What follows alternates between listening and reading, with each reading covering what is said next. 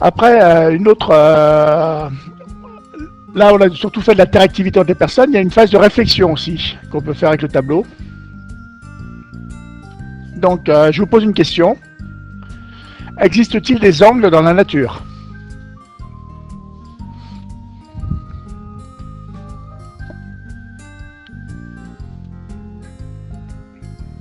Oui, toi tu penses qu'il en existe. Alors, souvent les enfants vont répondre non, parce que les angles pour eux c'est la géométrie, d'accord? Donc au début ils n'y pensent pas. Hein. Alors là j'en ai profité pour vous montrer des éléments à l'écran, donc des boîtiers de réponses, c'est comme pour passer le permis de conduire, hein. On peut rentrer oui, non, vrai, faux, donner des réponses et autres. Ou un système qui s'appelle Plickers, que je vous ai montré à gauche là. Alors je vais faire marcher ma webcam une seconde. Que j'ai pas une connexion excellente, donc je la mets pas en permanence. Voilà, je pense que vous me voyez là. Bonjour. Là, j'en profite pour vous montrer le tableau interactif qui est là. Voilà, donc là j'ai le tableau avec une grande ombre parce que j'ai mon projecteur qui est en bas. Et donc vous voyez là j'ai des cartes avec des réponses. Ah non, vous les voyez pas. Vous les voyez sur la vidéo, sur ma fenêtre vidéo. Voilà. Donc c'est peut-être pas assez grand, mais il y a A, B, C, D. Alors l'élève, s'il veut répondre A, il la tient dans ce sens-là. S'il veut répondre B comme ça, C comme ça, D comme ça, d'accord? Donc moi, avec un téléphone portable ou une tablette, je scanne avec l'application tous les élèves et j'ai comme ça toutes leurs réponses. Les cartes comportent des numéros, par exemple celui-là c'est le 27, donc c'est l'élève numéro 27. Hein. Donc ça permet gratuitement sans boîtier de réponse, de pouvoir faire quand même des QCM en classe. Donc c'est assez intéressant. Voilà. Donc je reviens à la question. Donc souvent les enfants répondent non. Donc là je vais montrer une image de nervure de feuille. Et je vais cliquer dessus. Et voilà. Et là, si on repose la même question aux élèves, ils répondent tous, bah oui, bien sûr, il y a des angles dans la nature, d'accord? Et la plupart du temps, il y en a bien un qui va dire, bah oui, je l'avais dit. Mais en ayant pris la peine de faire l'interrogation avant avec un système de réponse, que ce soit Plickers, des boîtiers de vote ou autre, ou des ardoises tout simplement, ça permet de voir qui pensait quoi avant. Alors là, c'est un exemple très simple, mais ça permet de voir, par exemple, à l'issue d'une leçon, d'une activité, qui a changé d'avis, qui a compris, qui n'a pas compris, etc. Donc, dans les pays anglo-saxons, l'usage des systèmes de réponse comme ça est très courant. C'est beaucoup plus interactif que ce qu'on fait en général en France pour voir un peu comment la pensée des élèves peut avoir évolué. Y compris aussi pour aider, c'est-à-dire si on voit qu'un élève est en difficulté, par exemple j'ai vu dans des classes en Angleterre, l'affichage du nom des élèves avec leurs résultats en direct, hein, ce que peuvent faire les systèmes de réponse. Alors, en France on les cache toujours pour surtout pas mettre en difficulté un élève qui serait déjà en difficulté, mais là-bas ils le laissaient afficher et puis spontanément les élèves qui avaient vu qu'un de leurs camarades n'y arrivait pas, bah, il disait bah, tiens nous on va aller l'aider, on va lui expliquer. Et donc il collaborait comme ça pour s'aider. Voilà, ce qui n'est pas tout à fait dans notre mentalité, et c'est dommage peut-être. Alors là, s'il y a des matheux dans la salle, je vais lui demander de me dire rapidement combien fait le total de tous les angles indiqués.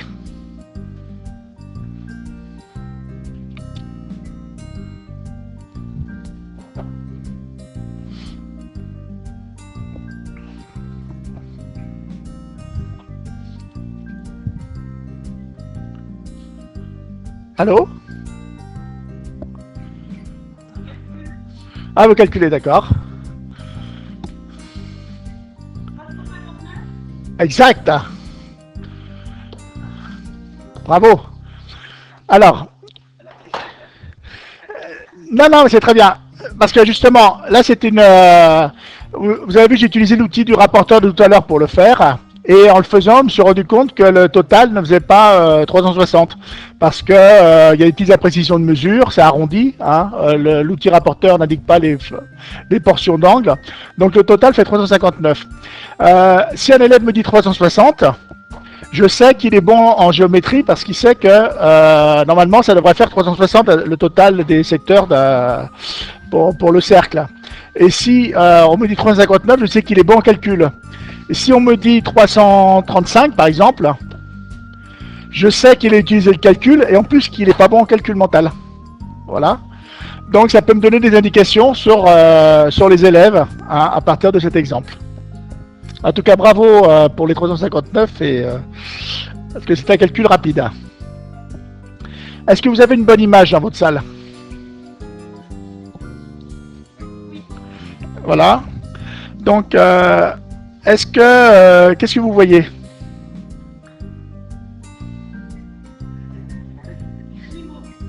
Ah bon, d'accord. Vous les voyez bien, les animaux? Vous saviez déjà? Est-ce que tout le monde les voit, les animaux? Bon, d'accord. Bon. Donc, il y en a un effectivement ici. On en voit un espèce de toucan ici aussi. Il y a un chimpanzé ici, là. Voilà, etc. Donc on voit effectivement différents animaux sur l'image. Alors en général, beaucoup de personnes ne voient pas tout de suite les animaux. Ils commencent à décrire en disant je vois de la brume, je vois de la forêt, des arbres, etc. Et c'est souvent à partir du moment où j'attire leur attention qu'ils remarquent qu'il y a des animaux, par exemple. Hein. Donc c'est important parce que comme le tableau interactif, comme le vidéoprojecteur permet d'afficher facilement des images, le risque c'est d'en passer beaucoup d'images et de ne pas se faire assez attention à ce que les personnes qui vont voir les images vont en comprendre. Par exemple, si cette image je dis bon vous voyez les animaux, les lions, les trucs, l'élève qui n'a pas eu le temps de les voir, il ne va pas comprendre. Si vous passez une représentation historique, par exemple, et vous voyez, ben là, il y a les Romains, il y a ci, il y a ça, le gamin qui n'a pas le temps de le voir, qui n'a pas le temps de le comprendre, elle lui sert à rien, cette image. Vous l'avez passée pour rien. Donc, il vaut mieux passer moins d'images, mais passer plus de temps sur chaque image. Donc, trouver une image un peu pertinente et laisser le temps suffisant aux personnes pour les analyser, hein, pour trouver toutes les petites bestioles qu'il y a dans l'image. Dans le cas présent. D'accord? Donc, évitez le gros écueil qui consiste à projeter trop de photos et pas assez les analyser. Le tableau interactif permet, comme on l'a vu tout à l'heure, d'écrire, d'annoter, de dessiner. Vous vous rappelez tout à l'heure avec le paysage, on a fait le fond, etc. Donc, c'est vraiment un outil important. Donc, toujours laisser suffisamment de temps aux personnes pour que tout le monde, que tout ce qui peut se dire sur une image soit dit, quoi, de pertinent. On verra tout à l'heure. Bon, qu'est-ce qu'il faut faire là?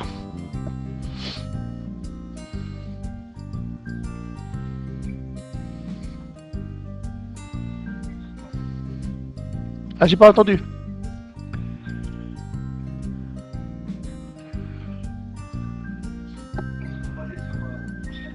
Voilà, il faut que les grenouilles de deux couleurs se croisent hein, en passant de l'autre côté. Alors là, c'est affiché flash. Hein, donc, quand je clique sur une grenouille, elle saute automatiquement. Donc là, l'idée, c'est par exemple de faire le robot, hein, de faire analyser ou de mettre les élèves en groupe pour y réfléchir. Mais on va voir après. Donc là, qu'est-ce qu'il faut que je fasse maintenant?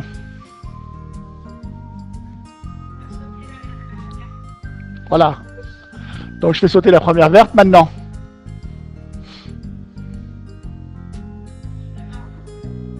La marron. Comment? Non, enfin, j'ai pas compris. La deuxième marron, mais là c'est mort là. Hein, donc je dis tout de suite là.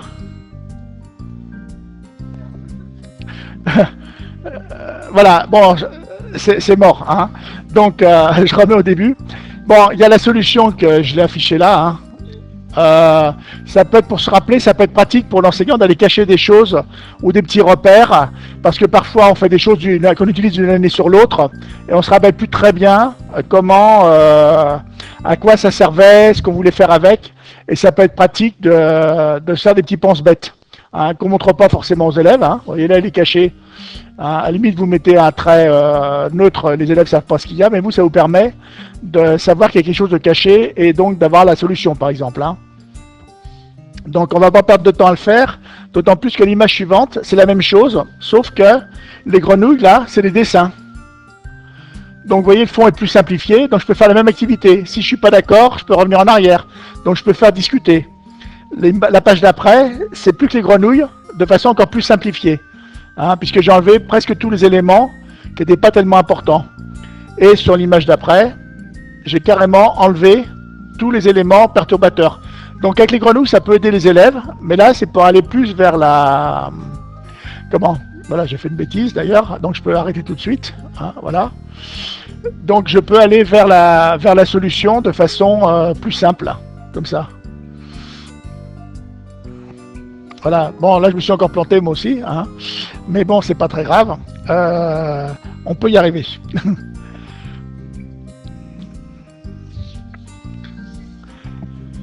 Après,